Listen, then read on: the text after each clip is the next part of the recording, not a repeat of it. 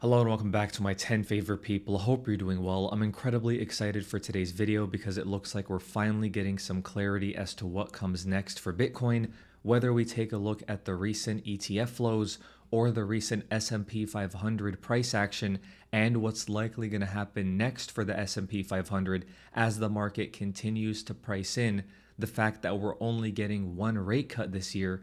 And of course, even if we look at Bitcoin on-chain as well, there's evidence all over the place that Bitcoin has likely entered a larger consolidation period after the incredible rally we've had over the past 8 months or so. And of course, summer slumps is definitely not something new for Bitcoin. I mean, we saw that in the previous summer in 2023. We also saw it in 2022. We saw it in 2021, as I'm sure all of you remember. We also saw it in 2020 before our huge bull market in 2021.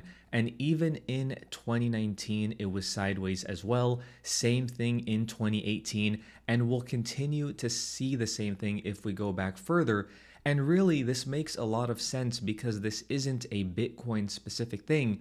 We see the exact same thing in traditional markets as well, especially in election years. You see the S&P 500 tends to do very well in Q1, sell off in April and May with a bounce in the middle. And what do you know? Recently, we saw a bounce going into May for the S&P 500. But as everyone is preoccupied with summer activities, we tend to see lackluster price action in markets, and I don't think this year is going to be any different, especially with the macro concerns surrounding inflation and Fed interest rates.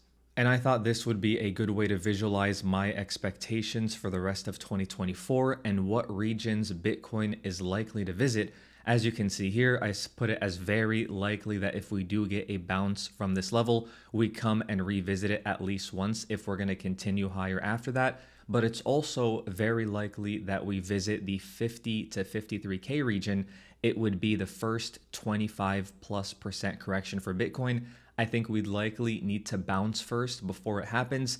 But if we see this continued sell-off for the S&P 500, thanks to seasonality and macro concerns, then I think it's very possible Bitcoin tests 50 to 53K.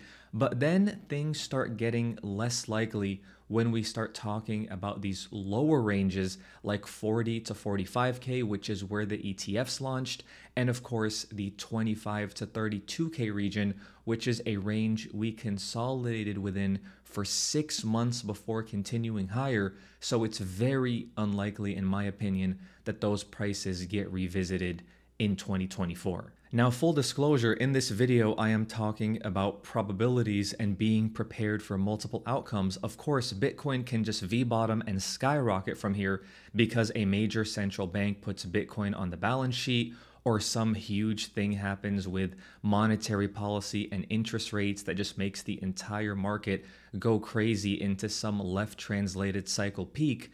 But this is about what I think is the most likely and how I am going to strategize around these various price levels and adjust my portfolio accordingly based on what we see from Bitcoin over the next few months or so. Now, we know our main narrative over the past few months was ETF flows. I was told that we were going to see 500 million a day going forward. And once the advisors start recommending it to their clients, Bitcoin was going to skyrocket after the halving to 100,000, and we're never going to see outflows, and grayscale is almost done. But when you look at the most recent data we have for May 1st, this is the worst day for these ETFs since they launched. And I mean, it really makes a lot of sense. If you're an institutional investor or you're an advisor recommending Bitcoin to your clients, are you going to tell them to pile in to a new product that's up 200% over the past few months and the ETF has only existed for 2 or 3 months or so? So I think this further solidifies the idea that we're going to enter a longer consolidation and cooldown period as these inflows find a new equilibrium, as the people who are going to panic sell pull money out, and as new inflows start to come back in at these more attractive prices. But it really strengthens the summer slump thesis, in my opinion, that we're seeing this type of slowdown in Bitcoin spot ETF inflows. Now, we also have a very important data print coming tomorrow with the unemployment rate. The most recent print was 3.8%. The expectation was 3.8%, but I'm expecting a big reaction from Fed futures depending on whether that unemployment rate comes in above or below expectations. We're definitely going to monitor it once the data point comes out tomorrow, but that's probably our next major catalyst for the S&P 500. But in my opinion, right now we're seeing something very similar to what we saw back over here and back over here and also back over here, where the S&P 500 gets a quick 3-week sell-off, very strong and quick bounce, but then that bounce is immediately sold into and we go down and test lower prices. Usually those bounces come on the 20-week moving average, which is why we were expecting that here. But I still feel like the S&P 500 will test lower prices. I still feel like that previous all-time high level is a magnet for price action. And as we said recently, May tends to be pretty bad for the S&P 500 generally. And very clearly, it's been bad historically in these S&P 500 election years where you have a strong Q1. And I think that's likely to continue based on current price action and based on the weak bounce that we've gotten off the 20-week moving average so far.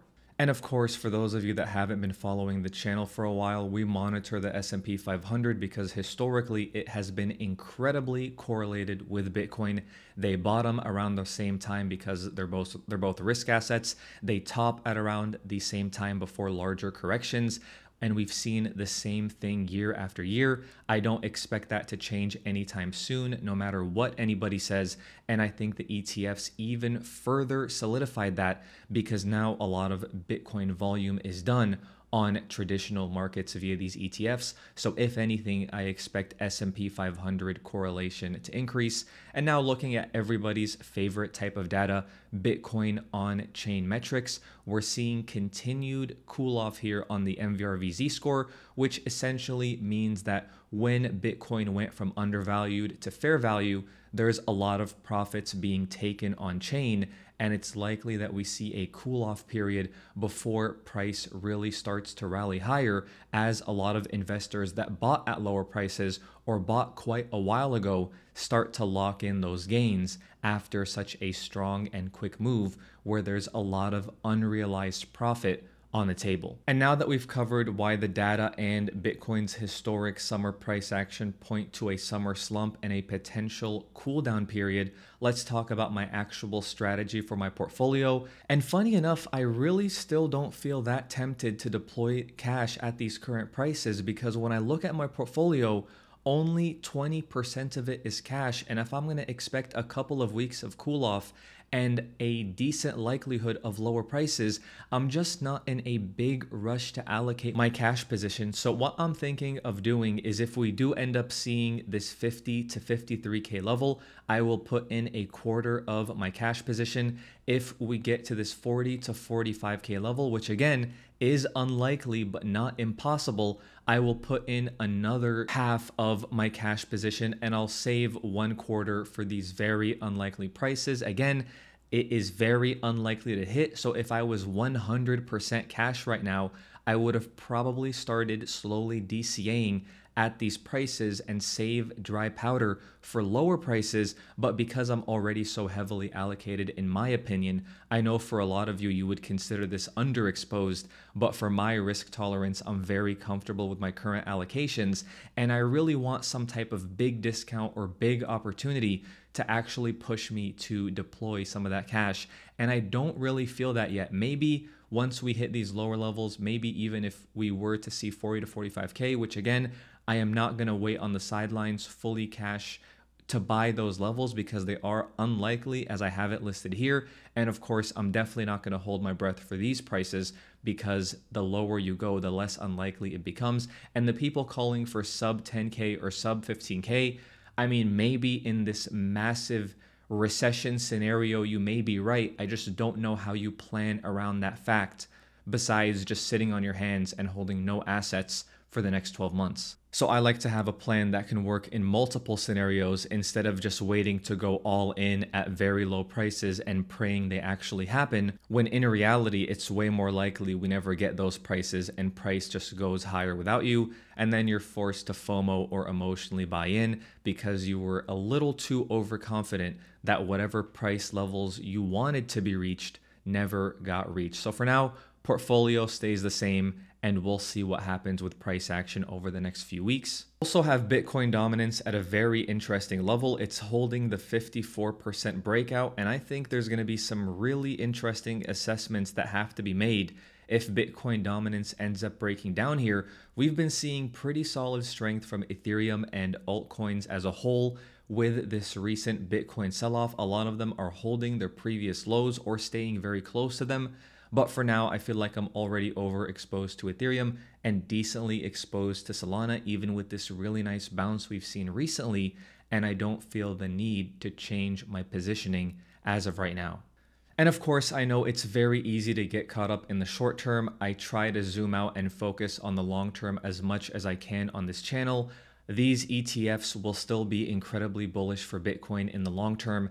The S&P 500 will go up on multi-year timeframes, and of course this on-chain will flip as well. And we know that as long as money printing continues and as long as the national deficit continues to grow, we would expect Bitcoin and other risk assets to perform well over the next few years or so, and that's why we remain optimistically bullish for the long term. But of course, we remain patient and cautious in the short term so we don't make any emotional decisions or get shaken out of assets we believe in and miss out on upside that we saw coming. But anyway, let me know what you expect for Bitcoin this summer. Thank you so much for the support on the recent videos. Thank you so much for watching, and I'll talk to you soon.